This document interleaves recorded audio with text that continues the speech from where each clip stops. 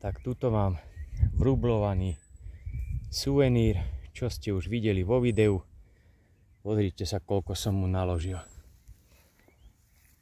Je to starý koreň. Môžeme si to len tak spočítať. 1, 2, 3, 4, 5, 6, 7, 8, 9, 10, 11, 12, 13, 14, 15, 16 očiek. 16 očiek som mu takto nechal, taký dlhý prúd. Uvidíme, čo z toho bude. A za tým mám hneď očko. Pozrite sa, to strašne narástlo, úplne nádherne. Takto som to ohol. Na pár očiek tiež. Vedľa je hneď bulgár. Zase vrublovaný. Tuto bol vrublovaný.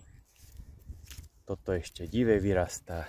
Pekne bulgár som mohol taký trošku tenší prúd, ale nevadí. Tu sa mi skoro zlomil, ale ešte stále žije. Tu je ďalšie očko, nádherne zrastené, takto ohnuté do ľavej strany. Za tým ďalšie vrublované hrozno.